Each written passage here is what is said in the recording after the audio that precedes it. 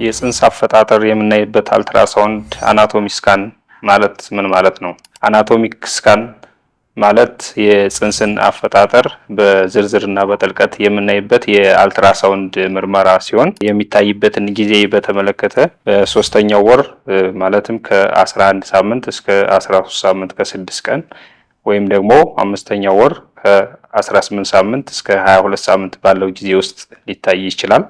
እንዲሁም እንደ አስፈላጊነቱ ከዛም በኋላ መታየት ይችላል።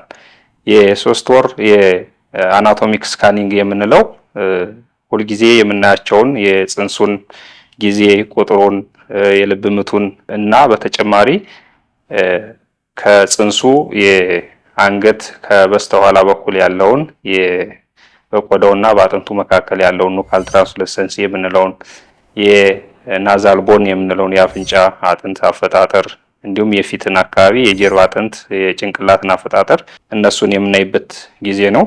የአምስተኛው ወር የአናቶሚክ ስካን የምንለው ደግሞ ከጭንቅላት የአንጎል ክፍሎችን ፊት አካባቢ ያሉትን የከንፈርን ጨምሮ ደረት አካባቢ የሳምባ፣ የልብ፣ የሆድ ዕቃ አካላትን እጅ፣ እግር፣ የእንግዴ ልጅ፣ የትብት አጠቃላይ ከእናትና ከጽንሱ ያለውን መስተጋብር የምናይበት ጊዜ ነው የሚሆነው።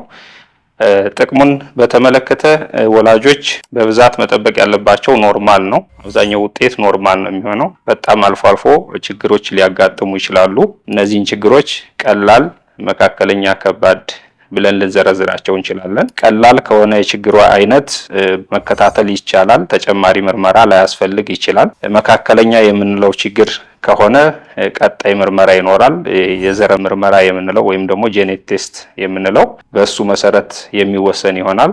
ከባድ ችግር ከሆነ ምናልባት የጄኔት ቴስት ዘረመል ምርመራ ሊያስፈልግ ይችላል። ይሄም የሚያስፈልገው ቀጣይ በሚኖረው ወርግና ተከታታይ የሆነ ችግር ሊያጋጥም ይችላል ወይ የሚለውን ለመገመትና ለመከታተል ይጠቅማል። ነገር ግን ከባድ የምንለው ወይም ደግሞ ሌታል አኖማሊ የምንለው ችግር ካለ ጽንሱ እስከ መቋረጥ ድረስ ውሳኔ ሊያስወስን ይችላል ማለት ነው። አልትራሳውንድ ስሙ እንደሚያመለክተው ሳውንድ ዌቭ ስለሆነ ጨረር ስለሌለው ወላጆች በማንኛውም ጊዜ የአልትራሳውንድ ምርመራ በማድረግ ለእናትና ለልጅ አስፈላጊውን የጤና ክትትል ማድረግ ይችላሉ። ዶክተር መኳን ታሪኩ እባላለሁ። የማህጸንና ጽንስ ስፔሻሊስት ሐኪም እንዲሁም የማተርናል ፌታል ሜዲሲን ሰብ ስፔሻሊስት ነኝ። እናመሰግናለን።